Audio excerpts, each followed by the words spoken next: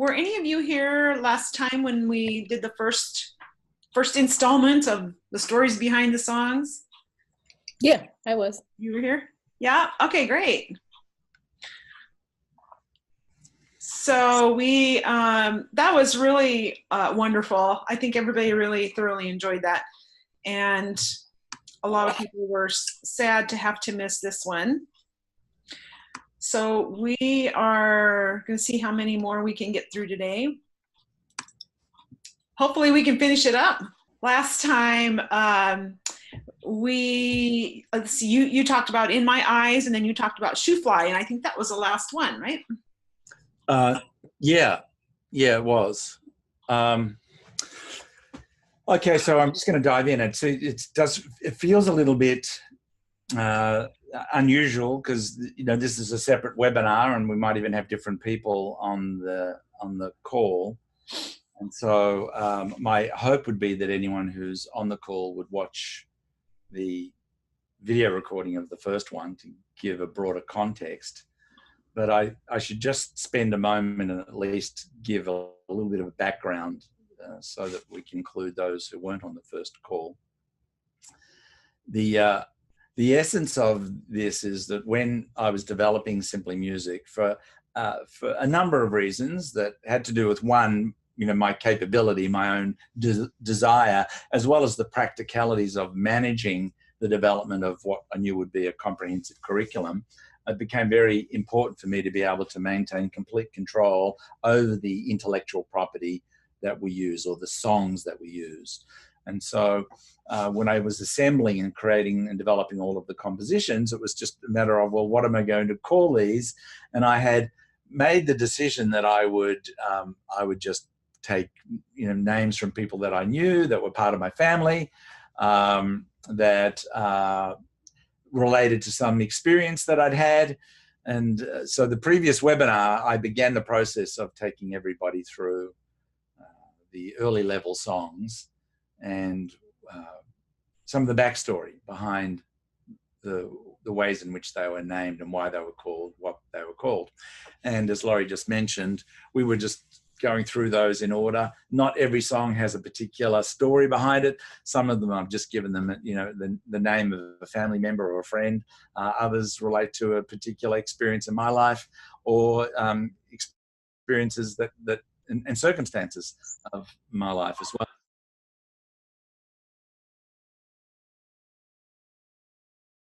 So we got up to level 5, and we were talking about In My Eyes, and just the coolest story with one of my young students.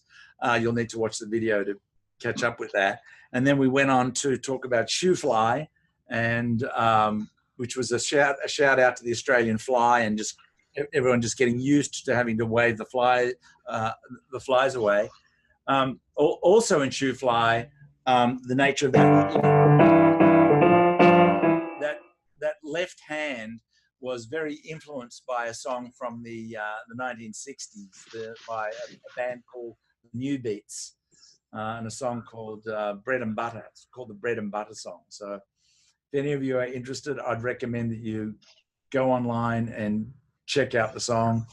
I wonder even if I could just call a little bit of it up in my library, and let's see if I have that. This is just a pop song.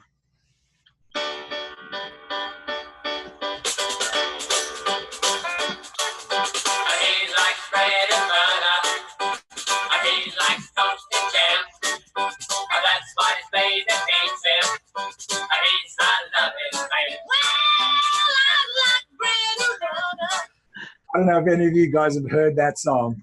I was just a kid when I heard that song, and even though it's in a different key, I just like that.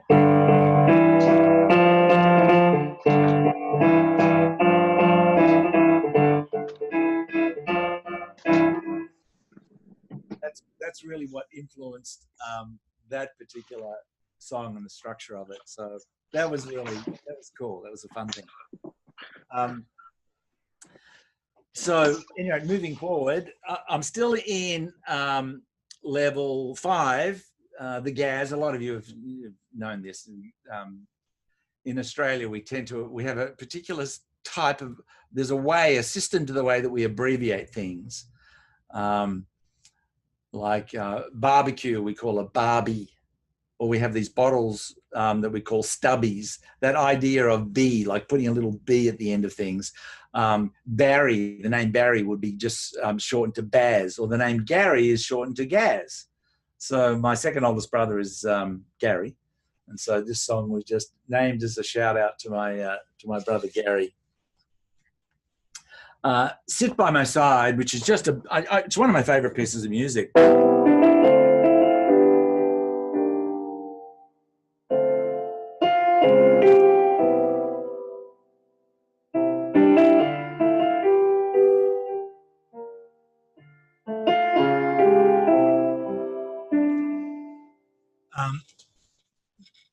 A lot of the pieces that I've written were acknowledgements of my wife. You know, she's been in my life for, you know, the best part of the last 50 years now. You know, having met and become best friends from when she just turned 12 and I just turned 13. So we're about 17,500 days ago, that was.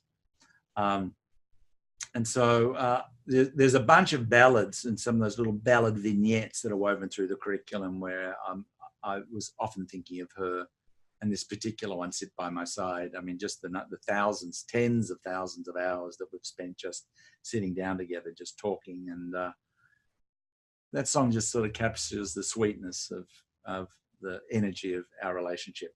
The other thing about it, and I touched on this a bit in the earlier recording, one of the compositional characteristics of mine, I really like the tensions of descending and ascending chromatics. I don't know whether I said this in the last webinar, but I'll just sort of quickly recap. I loved listening to jazz music, but in Australia growing up, there wasn't a lot of jazz available. There was a radio show each week on Friday nights called Music to Midnight, and it ran from 11 p.m. to midnight. And my mother used to let me stay up and listen to that. And the theme song of that radio show was a piece that was written by the composer Michel Legrand called What Are You Doing for the Rest of Your Life? I'm pretty sure I've got that in my library as well. Let me have a look and see. Do I? Yeah.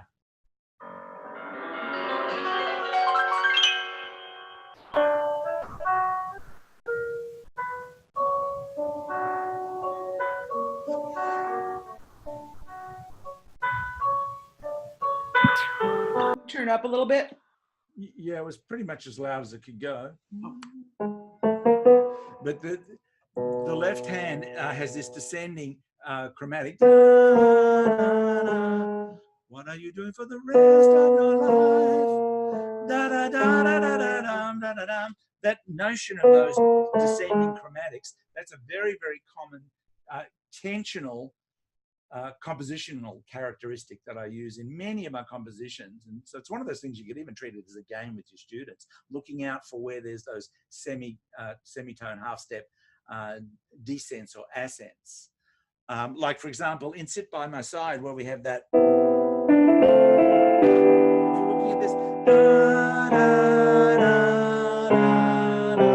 it's just descending through the semitones, the half steps. That's very, very common for me to be able to have that as an artistic tool through my pieces. And so one, I like that tool to be used because I think it introduces a particular type of tension that I really like for in particular for children to be able to play with, because it's not typically associated with childhood entry-level piano learning experience.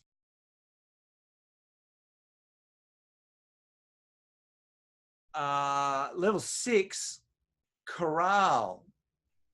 I was raised in a Catholic home and went to Catholic schools and was educated by nuns in elementary school and then brothers in secondary school.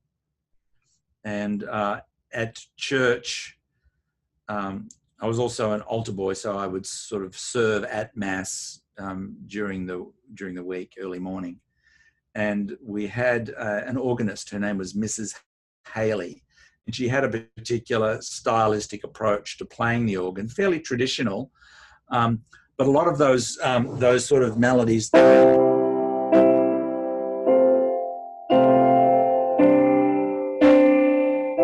have those typical traditional cadences.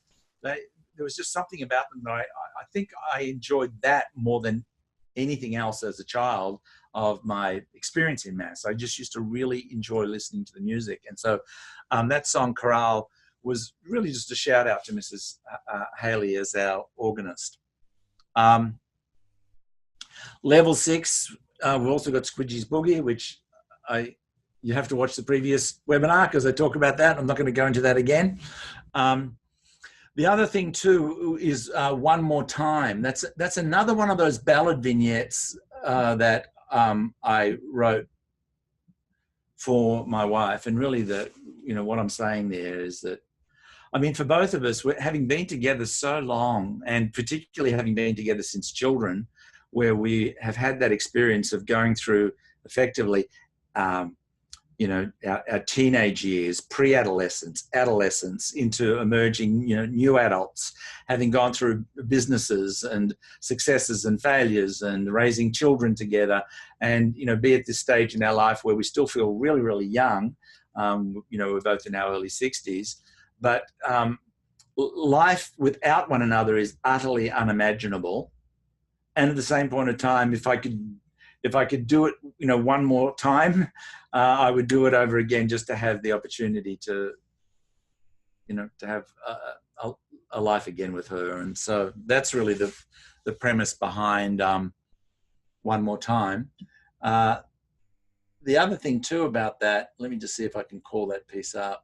One More Time. Why can't I search here? Here we go. One More Time. Measures 2 through 7. We have this, from a melodic point of view.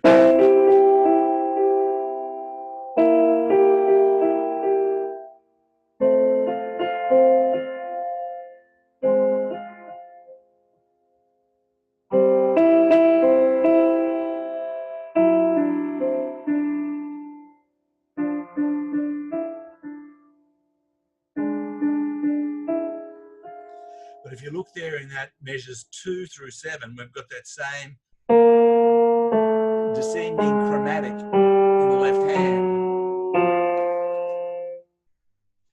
And I'm just pointing that out to you because for some of you, you might actually enjoy working with your students and just have them look for that little signature of mine. Where do I have in the left hand something, and typically it's an inner voice. Where is it descending, from one note to the very next? You might just enjoy doing that as a game.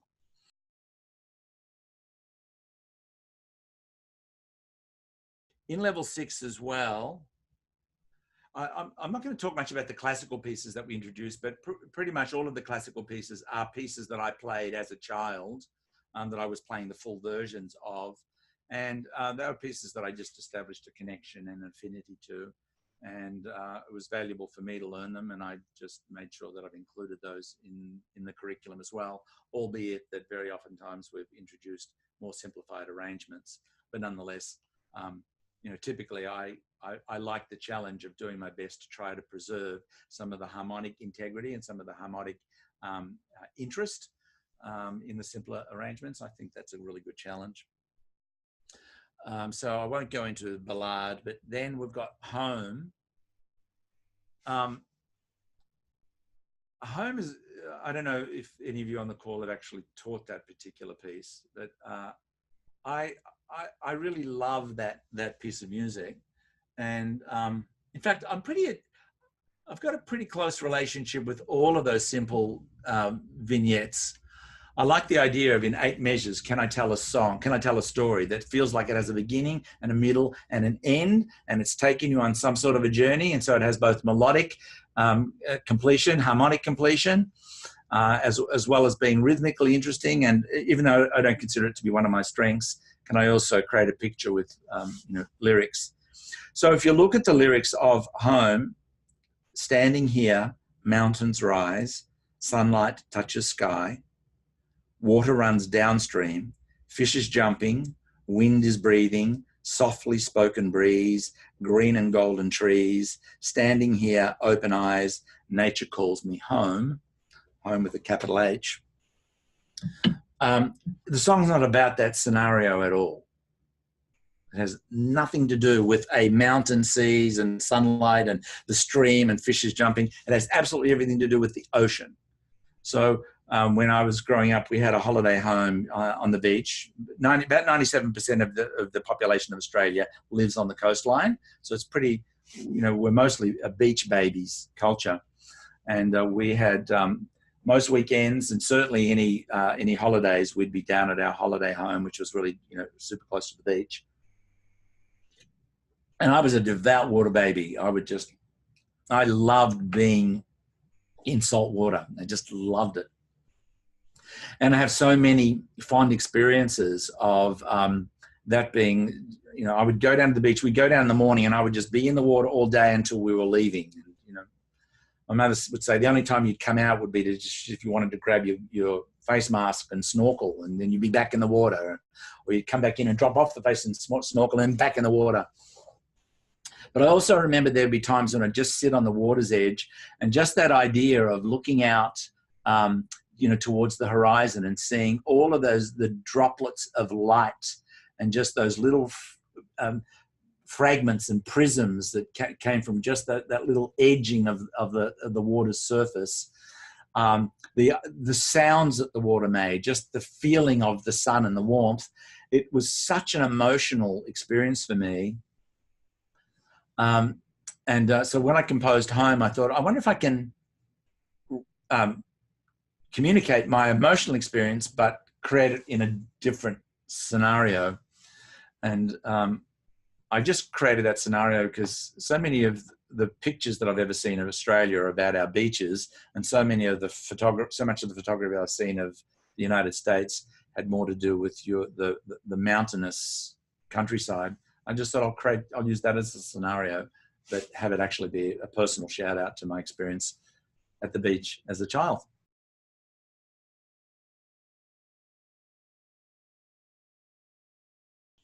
Old Man Whistle in level 7. My grandfather, my dad's dad, who I never met, he died when my dad was 13, but he loved to whistle. And so did my father. And I have just stacks of memories of being at home.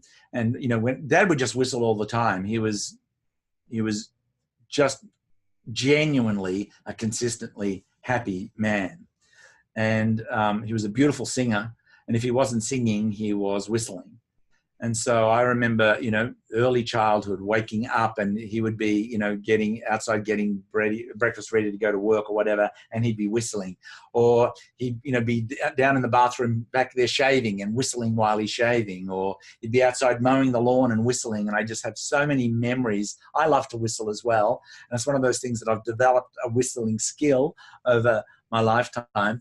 But every time I whistle, it really actually connects me directly to my father, which is really special for me. And so when I composed this piece, both the style of the melody as well as that melodic content, I consider that to be very much a piece that's ideally suited to being whistled. So for any of you guys who can whistle, try whistling it and maybe have your students whistle it. But anyway, yeah, that's to my dad. I mentioned before with Church Song, that also was another piece that in the style of what Mrs. Haley would play, and those typical cadences.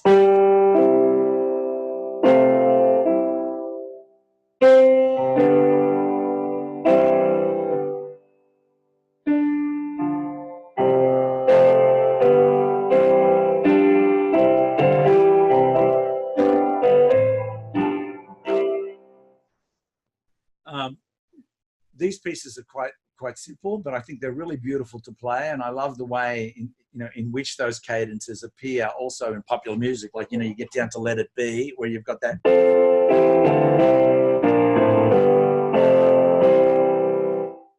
I find myself in times of trouble, Mother Mary comes to me, speaking words of wisdom. experiences. I just love them. And they were pretty prevalent in the popular music that of the day that I was growing up with, but also it was really common with what Mrs. Haley would play. And so church song was, once again, it's a shout out to my experiences in church and to her playing the organ. She was a sweet woman too.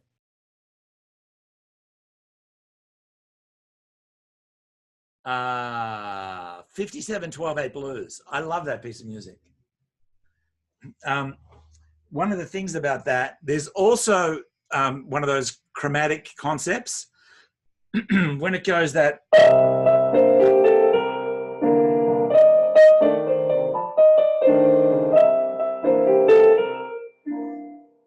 when we get to the very end of that piece, it goes,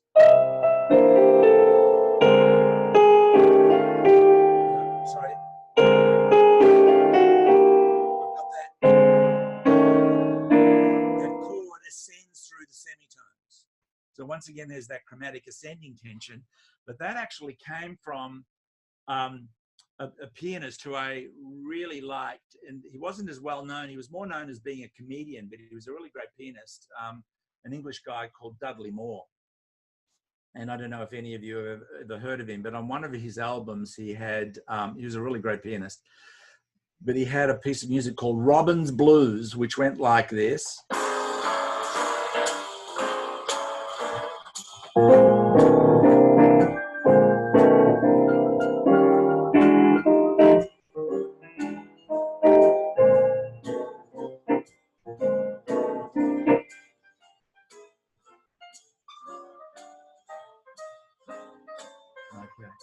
Got to just stop that. Yeah, so that whole concept of that.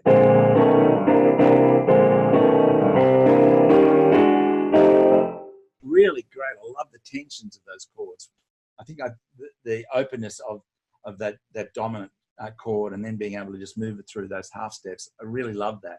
And that particular song and that album actually was an album that I listened to a lot as when I was young. And so that was a shout out to Dudley Moore. So that's the story behind that.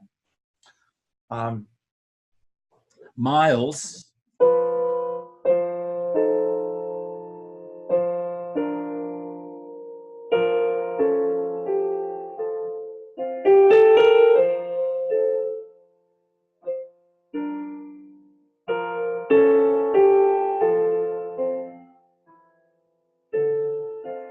So on and so forth.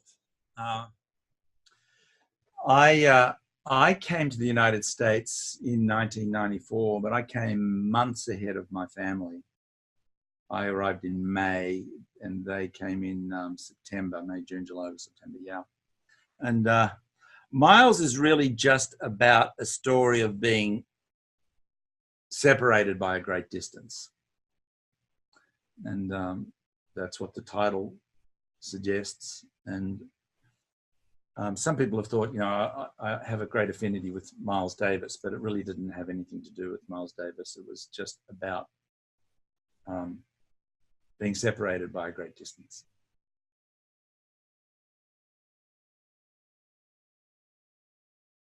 Shadow in level 8. I'd also mentioned this in the previous webinar, but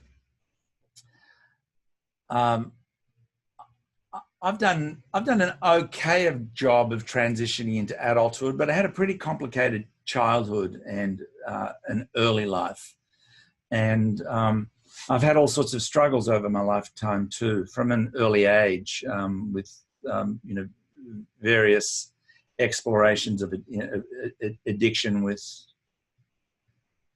food and alcohol and weed and narcotics.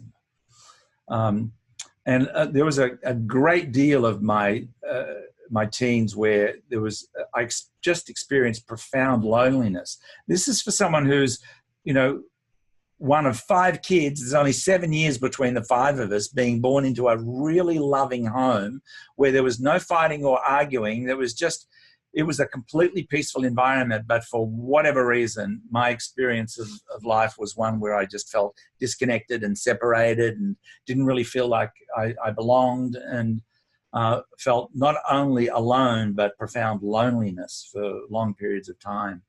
And I remember there would be particular times on Saturday evenings. I was the youngest of five. By the time I was about 15 or 16, my sister, who was just older than me, she was maybe, late 17 or 18 and beyond, as well as my older brothers. They were all out doing their thing, whatever that was, on a Saturday night. Oftentimes my parents would be as well, but I didn't really have friends. And so there was a lot of that time spent very, very lonely for me. And so songs like Deep River, aspects of Dark Blue, this particular piece, Shadow, I just find that I connect with the emotion of those minor tonalities, and they seem to just have both a reminiscent quality as well as a soothing quality to a lot of the more complex emotional states that I experienced in my younger years. And Shadow is one of those pieces. In contrast, like D-part, that bass. A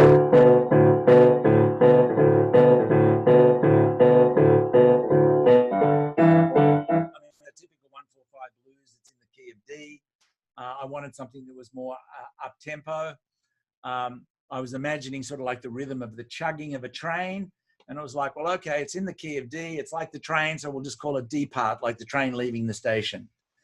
And pretty much there's nothing more complicated to the story other than that's how I arrived at the name.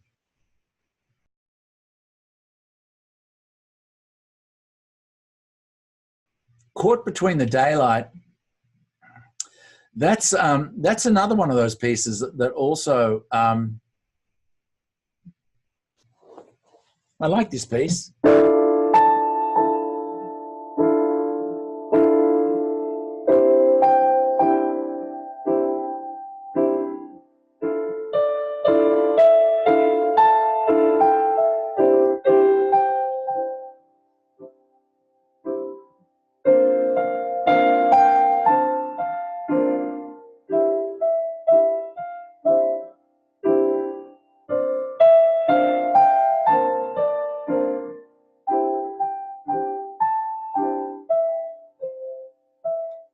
So on and so forth.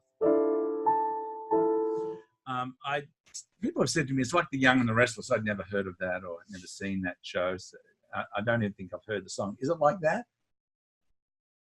That's a daytime television show here in the United States. I think it's one of those shows that's been going on forever. I think it's the same story that gets played every week with different characters for 30 years or something like that. Yeah, it was a soap opera. Okay. This song also just evokes memories for me of childhood feelings, although I actually feel there's a very positive resolution to this piece, and I really I like that. I think that it speaks a nice melodic story. I haven't written lyrics to a lot of these songs because I don't really think of myself as being a very good lyricist. Some of the simple, brief pieces, I actually rather like the lyrics, but a lot of the bigger, longer ballads that you guys have never really heard, whenever I've tried to write lyrics for those pieces, I don't really feel that I do a good job. In fact, one of the things that I'd love to do sometime is to work with a really great lyricist who could even take some of these pieces and write some great connecting contemporary lyrics to. This is a piece that would be well suited to that type of thing. Beautiful Boy, that I love that piece as well. So that's in there as being co-written by my son. That's the predominant theme, those opening four notes. We were living in Australia. Leon was very young, maybe 6 or 7. And I said, hey, how about composing a piece of music? And he had that look of like, what are you talking about? And it's like, come on, compose a piece of music. And so he just went, he just ran up the notes of a C chord and then down one note. And I thought, okay, great. You know, it was really important for me, given that I'd said, give me just a few notes, that I could turn it into something. And so that idea of creating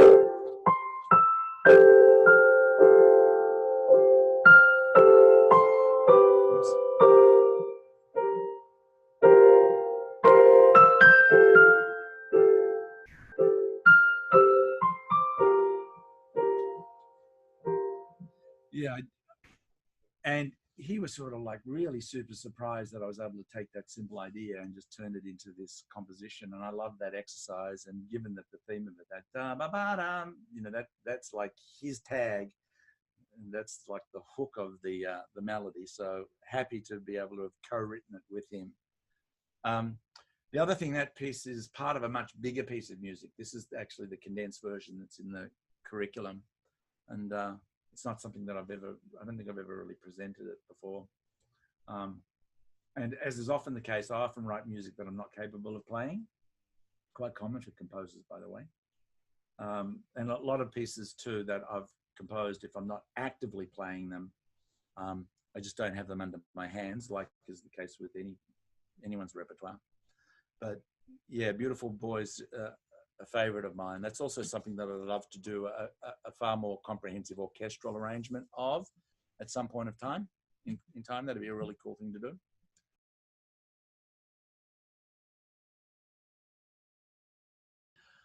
Walk at 11. That's in level 9. That is a throwback to my early years. I was playing blues and blues style music from a really young age. And really by the time I was about 10 or 11, certainly by 12, I had quite a repertoire of blues tracks. And this concept of being able to play a walking bass,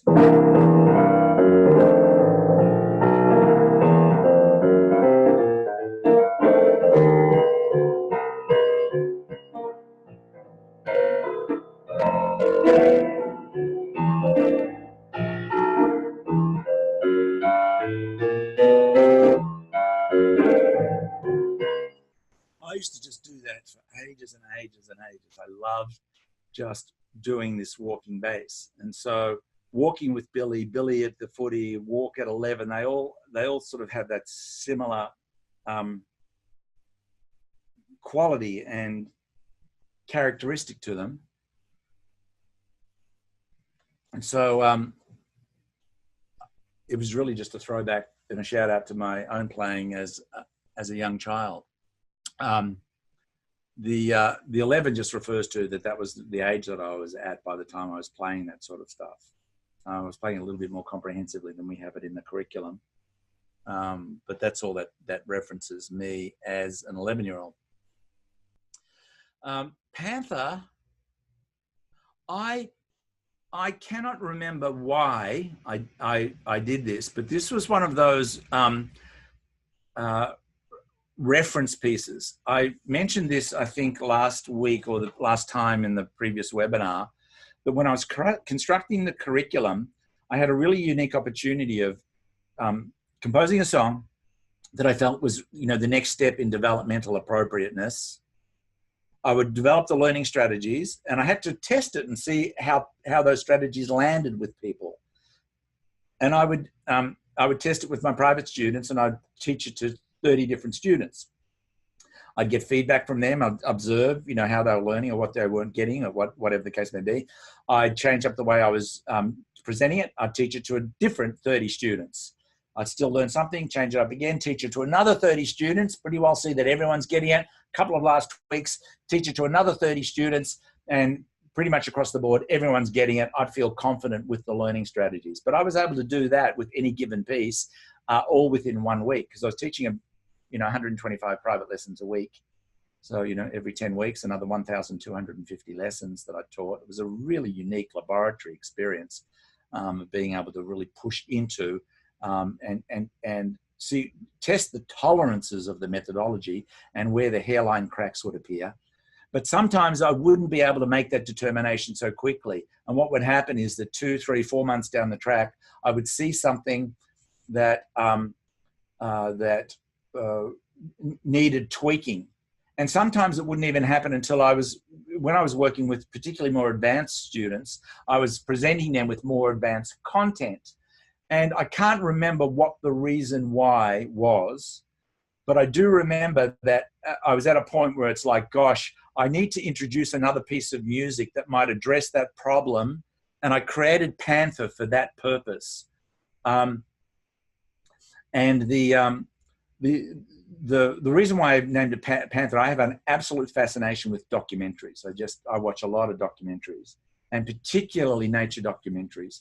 And it just always fascinated me. Any of the big cats really fascinated me. But I'd seen a documentary about a black panther, and I just thought that was incredible. And so I just called it some Panther. That was really nothing more sophisticated than that. And so, yeah, Panther was really one of those reverse engineered building block pieces that I composed to reinsert back into, an earlier stage because of that students weren't getting something. Obviously, I'd been working with the pieces that they'd be learning in the development levels, and felt that there was something a bit earlier that would help them if they had it included. So I was happy to just leave it at that. But I don't mind if you think that you have any interest in sharing what I'm telling you. I don't mind that at all. Moonlight, this is an interesting piece to me.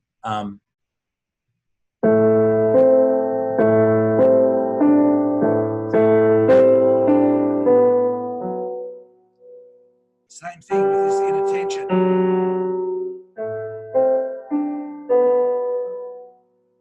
So the whole notion of that da da da da da da da da, that came straight from da da da da da da. It was a direct rhythmical derivative of that from Moonlight Sonata. I was also both fearful of, but very attracted to the mood of nighttime.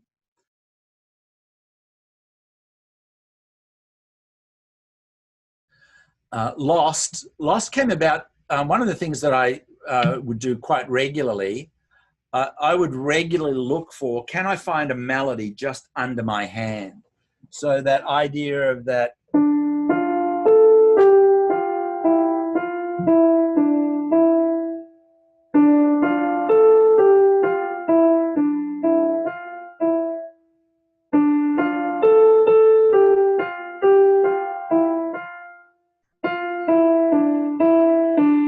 To here, it was like, I can't not do the C sharp. So I broke sort of the pattern of being under one hand, but being able to have, 99% of those notes, I just really like those type of things. I consider it to be a valuable,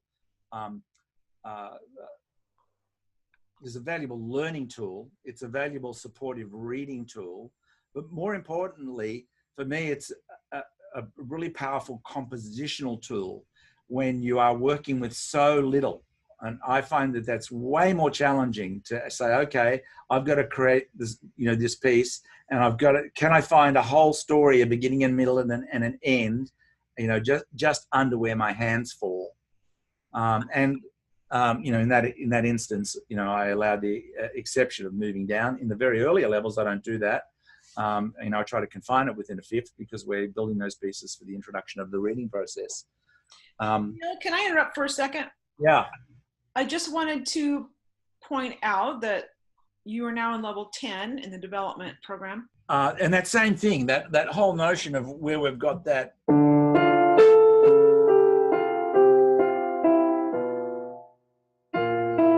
got that. Once again, the descending semitones, one of those compositional signatures of mine.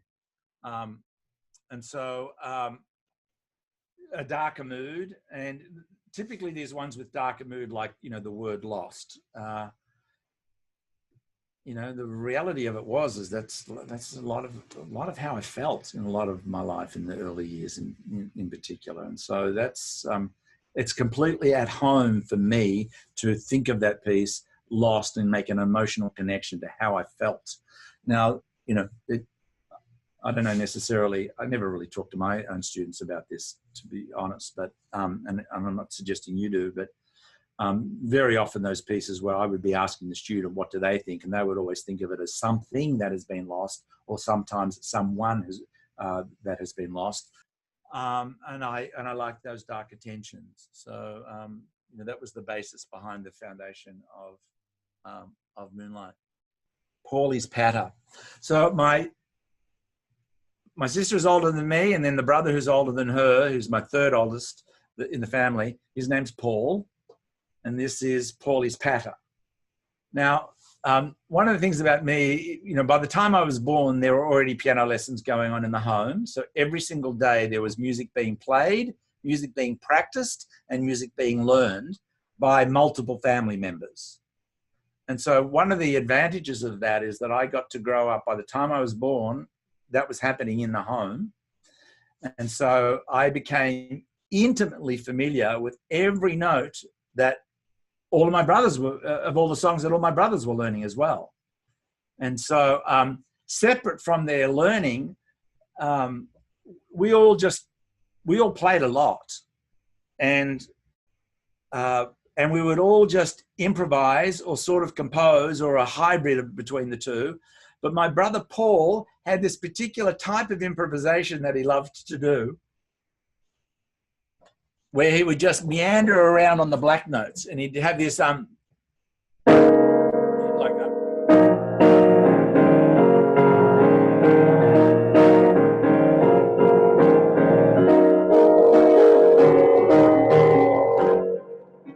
He would just bounce around, and he would do that for the longest time. And I never really occurred to me to say, boy, play something else. I would just be listening to him just doing this and meandering, and the next day the same, the next day the same. He would just play that all the time. And so,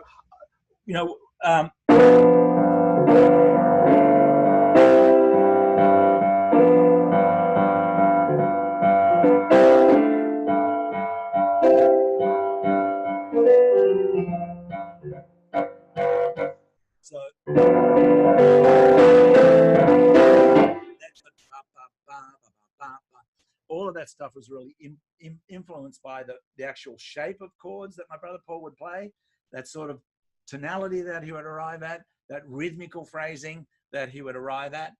But also it was influenced by Dave Grusin's soundtrack from The Firm. Let me see if I can find that. Dave Grusin's a pianist, composer, conductor, arranger, American guy, amazing musician.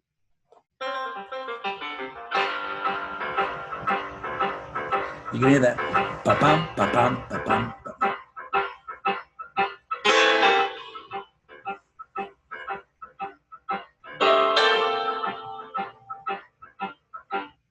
That's a pretty amazing soundtrack, actually. Some really great piano work on that.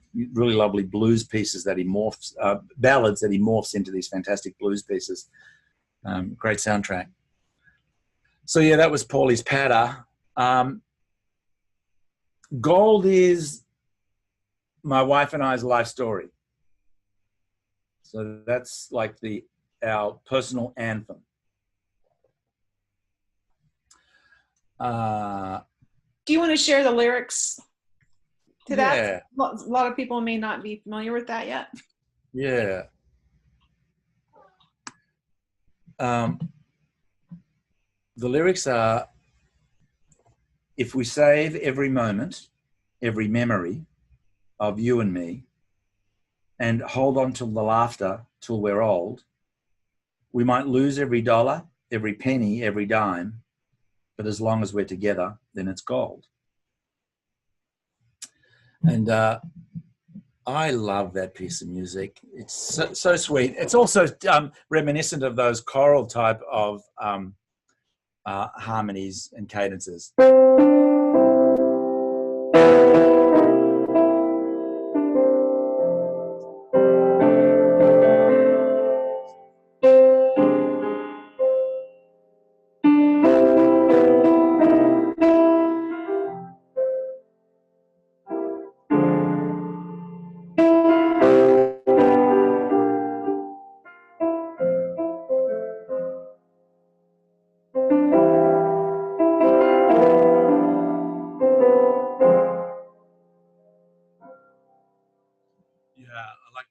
Particularly when it's played properly. Gold's just special to me. Did you say particularly when it's what? Played properly.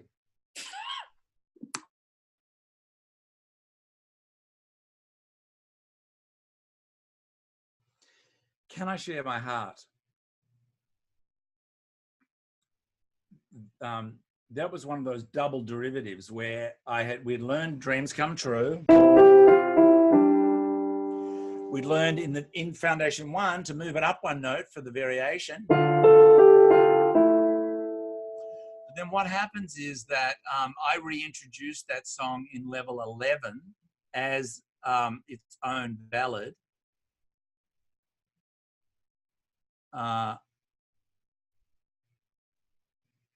Where are you?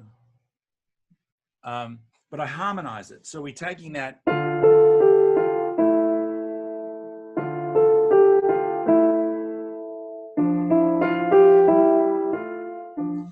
Dreams Come True. We've done nothing else other than move it up one note.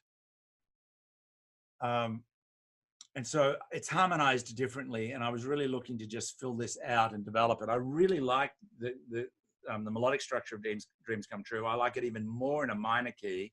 And I like it even more again when we add some more harmonic tension to that.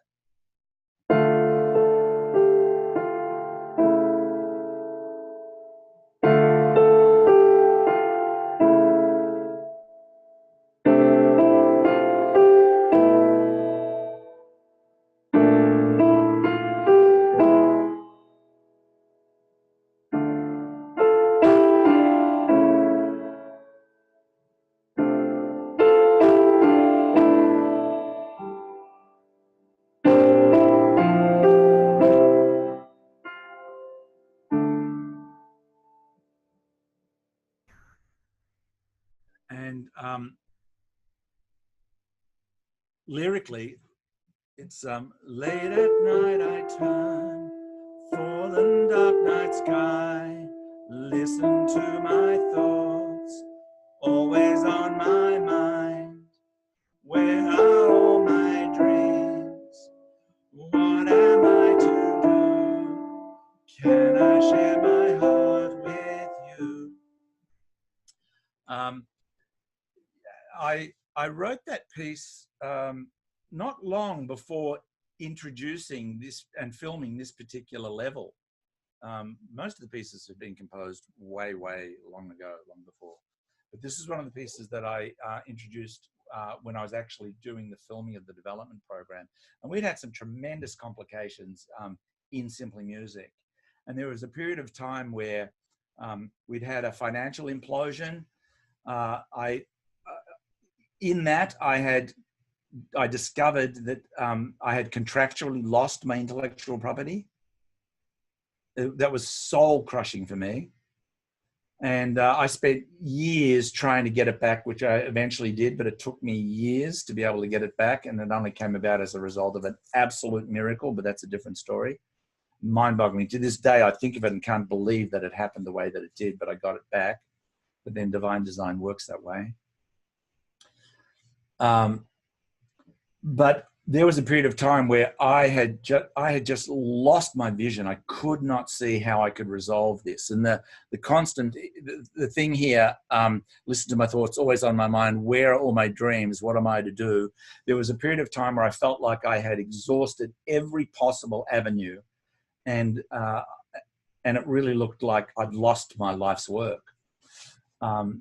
And so this is a song that's very, really important meaning to me, and also just I like the piece. I think it's sweet. Incidentally, we have a soundtrack. This will be just like in the Mac program where we've got the soundtracks, and hopefully your students too have been using the soundtracks that we provided.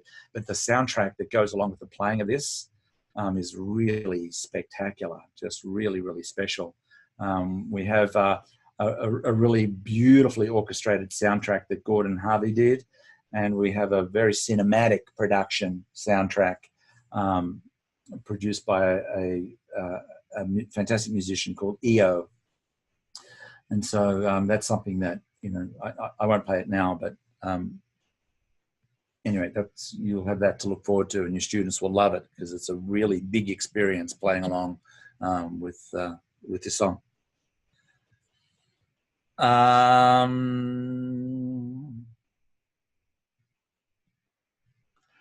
And on this day, it's actually my wedding. It's a really nice piece. I'm talking about a song from, it's not actually my wedding, guys. I'm talking about a song from level 11, the last song, On This Day. And the song is just a reminiscence of my wedding day. That was an awesome day, actually. But neither my wife or I can remember anything about our wedding. Fact.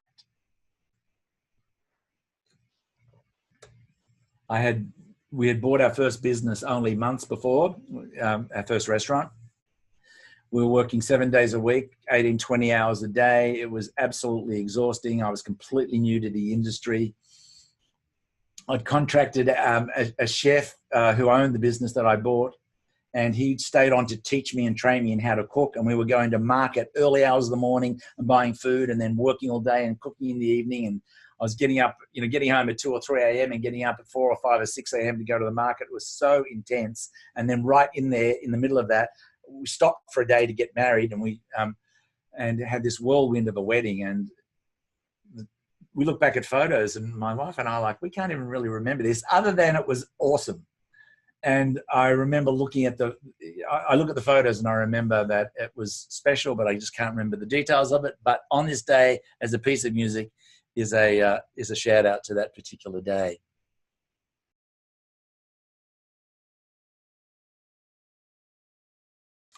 I'm talking about level 12, Chorale, beautiful piece of music. Chopin Prelude in C minor, beautiful piece of music. Played both of those when I was young. Sky High, Sky High was actually an homage, just a shout out to the Beatles. Different key and different style of piece. What have we got?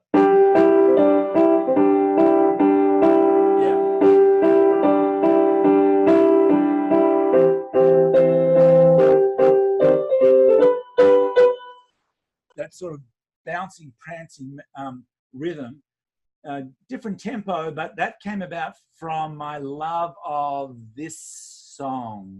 Where is it? Let's see if I can find it in my library. I've got to have it.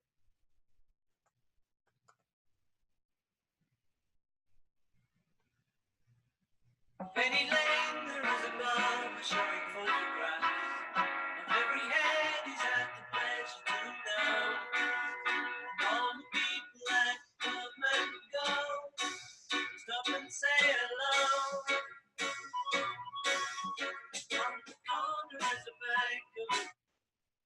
So Penny Lane by the Beatles, just love that piece of music. So Sky High, whilst it is played at a faster tempo, I composed it, imagined it, and hear it as a pop piece in the vein of a lighter, unorchestrated pop band performance.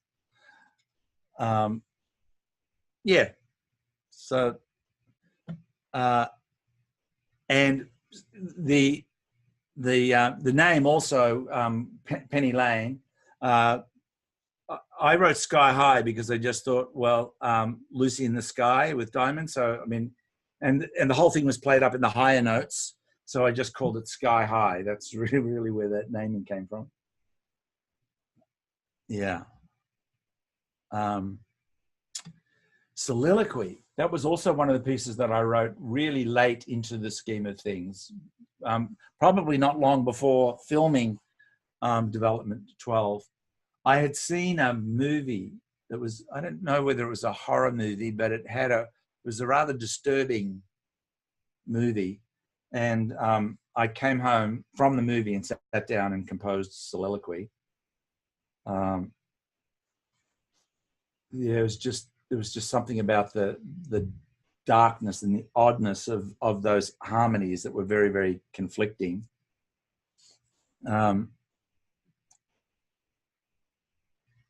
By the way, if any of you ever think that you've got lyrics for any of these pieces, I'm really open to anybody submitting lyrics at any point of time to any of my pieces. I'd love to work with a lyricist. What, can I ask you a quick question? Yeah. Why did you name it Soliloquy? Well, here's the process that I go through typically. If we look up the word, like the literal definition of the word, where it talks about an act of speaking one's thoughts aloud. There was just something about that I think it was more the immediacy of it, that I'd seen the movie and I'm driving home and it's just like, I need to just get this out. And there was just something about that that struck me as this being a statement that I needed to make in direct response to an experience. And also from both a melodic and a harmonic point of view, the tonality of this song, it's compositionally different than any other piece that I've written. And I've had those experiences in strange ways, like the Time for Music collection. I just sat down in an afternoon and just wrote all of those in one afternoon. And some of those pieces I look at and think, I can't see any historical music reference where that came from. Because typically as I'm going through this and I'm saying, hey, this was the throwback to that song or that particular time, a lot of the pieces in Time for Music, they just sort of came. And that was one of those things where I look back on that day and think that was a really unique day for me, a very unique experience to just sit down and pump out a bunch of compositions that are stylistically and melodically different. And with interest, yet captured all the elements and components that I wanted it to, and to just bump that out in a day. I had one of those experiences where it was just coming through me, like it wasn't at all from me, that through me, you know. And we're out of time. I guess we'll have to do one more. We can do that. You know, you could also talk about the songs that you composed for the jazz program and there's lots more to talk about. Sure. I hope this is of value. It really, really is. Yeah. Okay. Great. Thank you so much, Neil. That's my pleasure. I love your compositions. Thank you. And it's just very interesting to know where some of them come from. Yeah, right. Thank you very much. Okay, guys, nice to see you all. Thanks for contributing music into the lives of other people. It has a bigger impact than we can ever quantify ourselves, and thank you for that. See you next time. Bye, everybody.